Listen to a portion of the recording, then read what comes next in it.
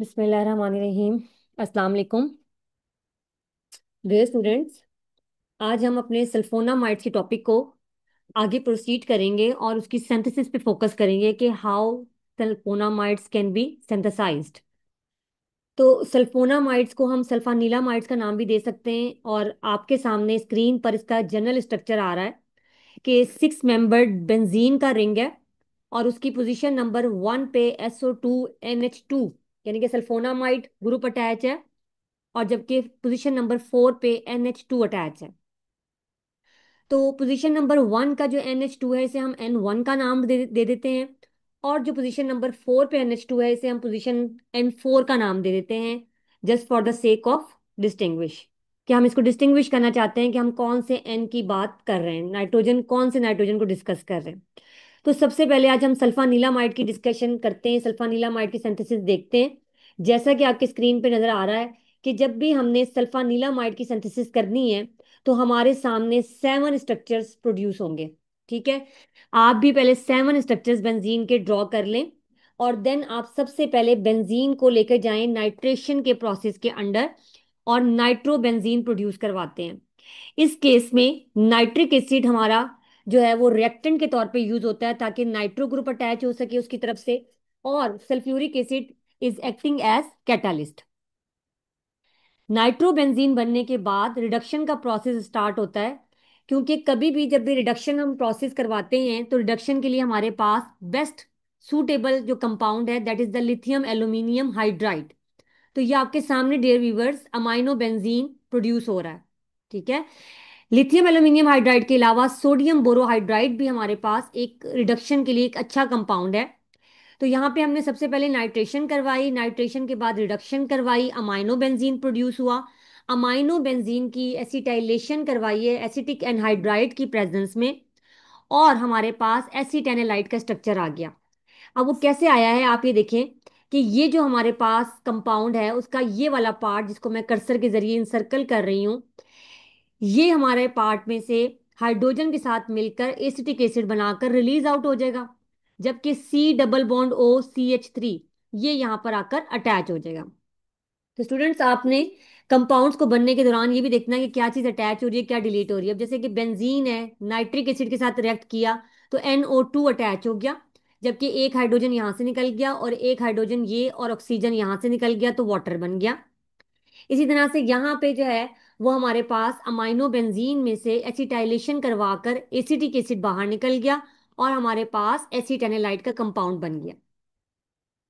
इसके बाद बेटे हम एसिटाइल सल्फोनाइल क्लोराइड बनाने के लिए अपने एसिटेनेलाइट को रिएक्शन करवाते हैं, और वो आपके सामने हाइड्रोक्सी सल्फोनाइल क्लोराइड है जिसके साथ हम इसको रिएक्ट करवाते हैं।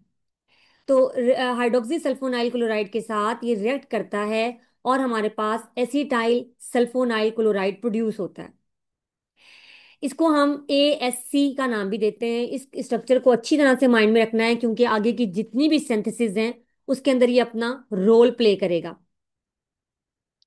देन हमने इन the presence of ammonia heat up किया कंपाउंड को, तो हमारे पास सिचुएशन कुछ इस तरह की आ गई है।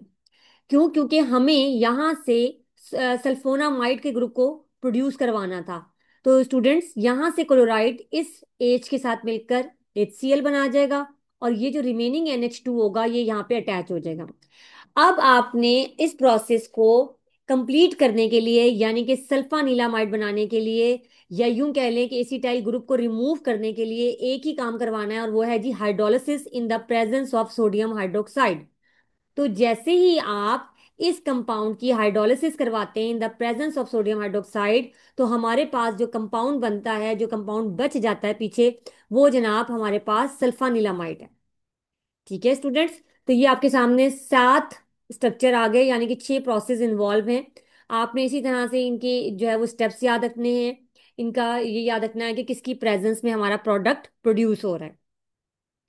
जब भी हमने सल्फोनामाइड के केस में एसिटाइलेशन करवानी है, ये भी आपकी आसानी के लिए बता दूं कि हमें एसिटिक एनहाइड्राइड की ही हेल्प लेनी पड़ेगी।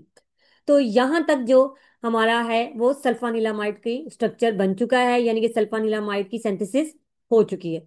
इसके यूजेस यहाँ बताए गए हैं कि ये UTI के लिए यूज होता है, एक्टिनोमाइकोसिस में यूज होता है, ठीक है, स्किन डिजीजेस में यूज होता है, यानी कि जितने भी हमारे पास बैक्टीरियल इन्फेक्शन हैं उनमें हम इसको यूज कर सकते हैं।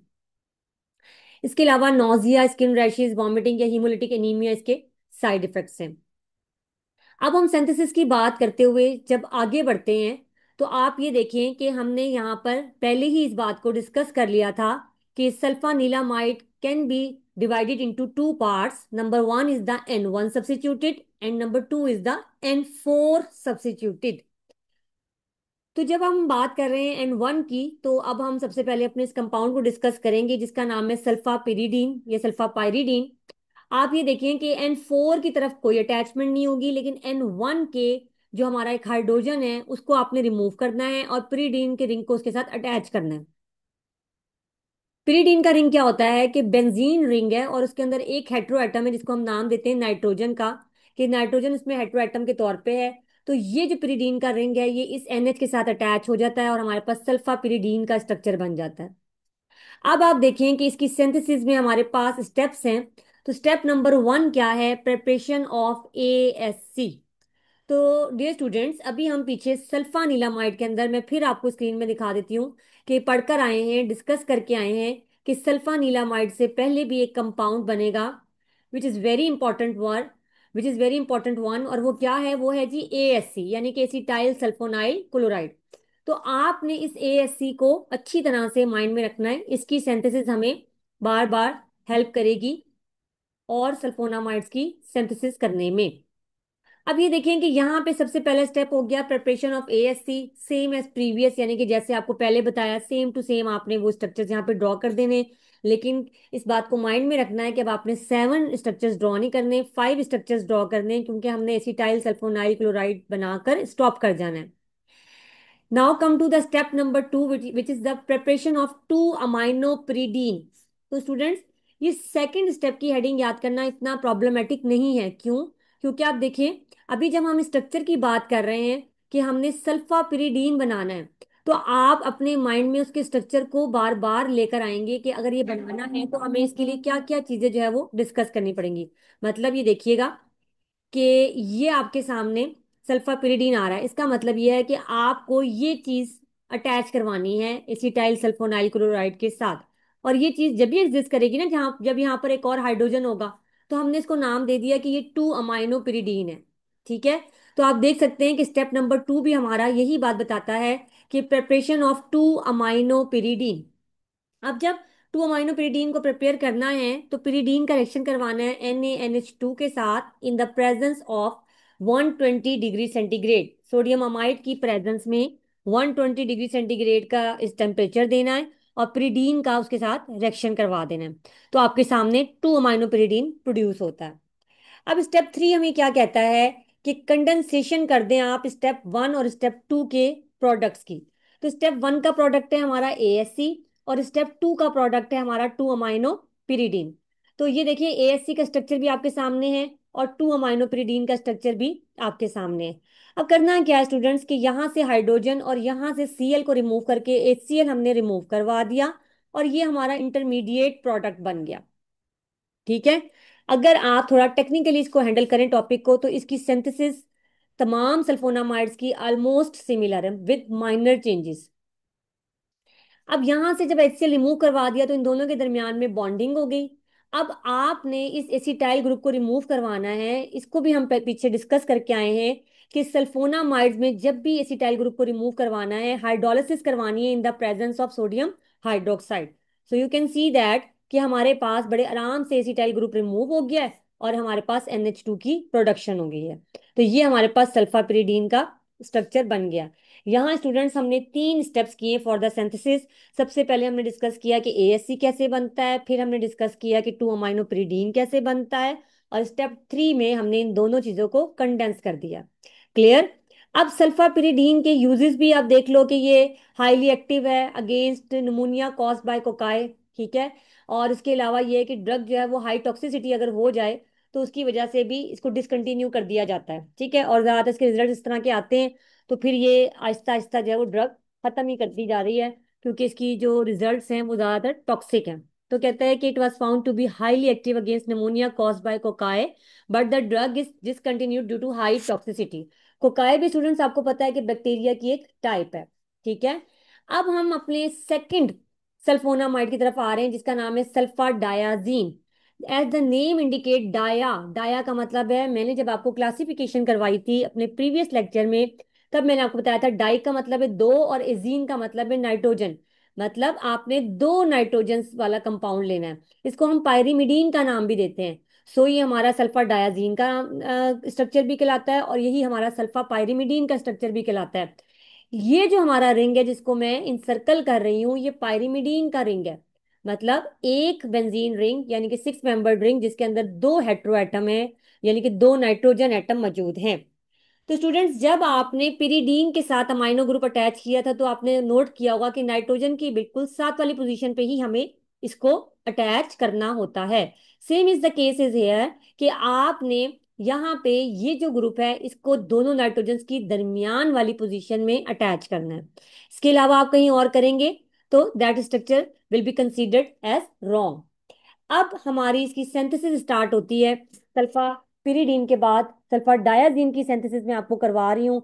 देखिएगा, preparation of ASC same as previous, वही चीज जो आपको पीछे दिखाई है, वही उतने ही स्ट्रक्चर बना के उतने ही प्रोसेस करवा कर इसकी एएससी की प्रेपरेशन आप कर लोगे।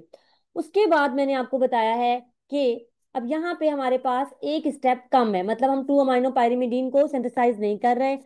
डायरेक्टली मैंने आपको बता दिया है कि हमें ये देखें, ये देखें, ये देखें, ये स्ट्रक्चर चाहिए। तो अब ये जो स्ट्रक्चर है, ये डेफिनेटली क्या कहलाएगा, इसको हम नाम देंगे 2 अमाइनो पायरीमिडीन।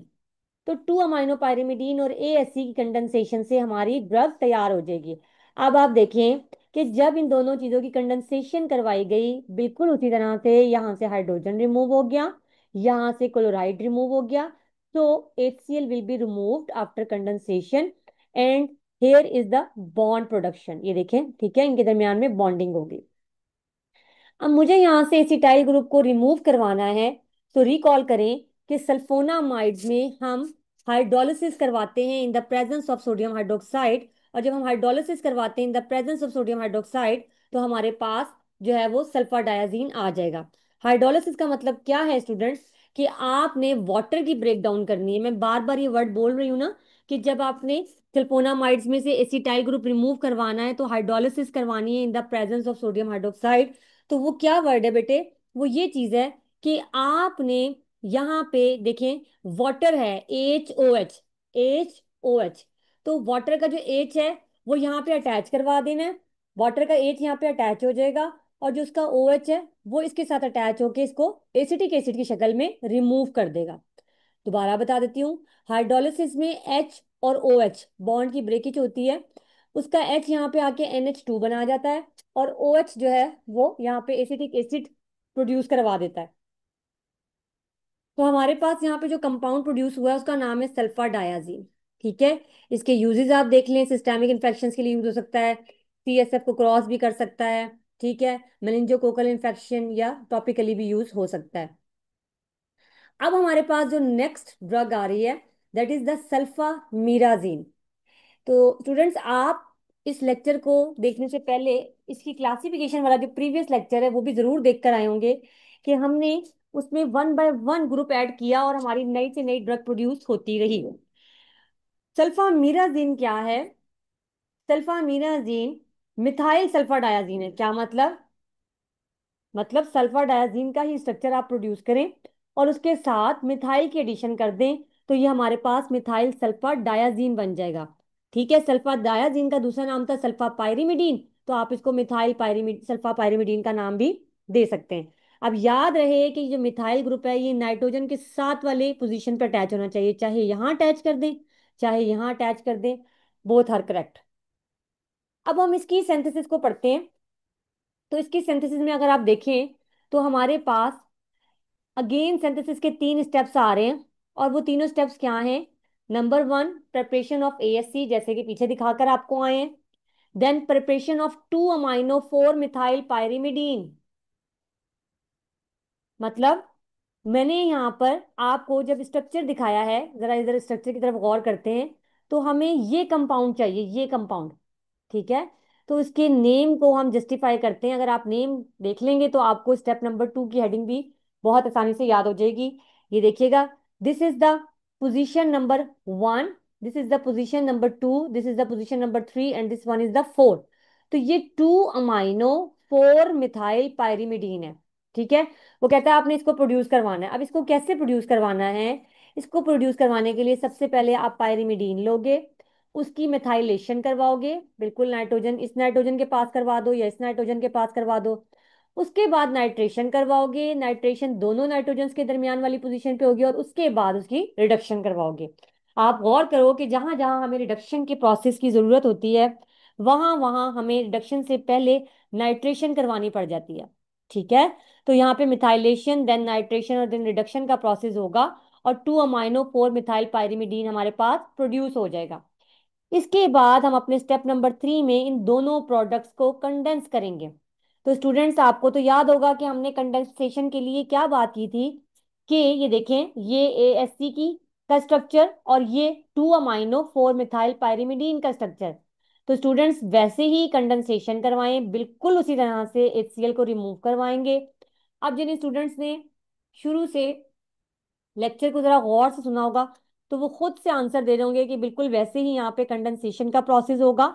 मतलब HCl को हम रिमूव करवाएंगे और सिंपली हमारे पास कंडेंसेशन के बाद ये प्रोडक्ट प्रोड्यूस हो जाएगा। ठीक है। अब जैसे ये प्रोडक्ट प्रोड्यूस हुआ, we don't need this acetyl group, तो हाइड्रोलिसिस हो जाएगी। हाइड्रोलिसिस का मतलब ये जो HOH है, इसका बॉन्ड ब्रेक करेगा, हाइड्रोजन यहाँ पे अटैच हो जाएगी, जबकि जो OH है वो इसके साथ अटैच होकर एसिटिक एसिड बनाकर रिलीज आउट हो जाएगी। तो यहाँ पे आप देख सकते हो कि हमारे पास कंपाउंड जो है, जो हमें चाहिए था, वो आ गया है, और उसका नाम है सल्फा मीराजीन। ठीक है। इसको हम मिथाइल सल्फा डायाजीन का नाम भी देते हैं, बता दिया आपको। सल्फा मिथाइल सल्फा पायरिमिडीन का नाम भी देते हैं।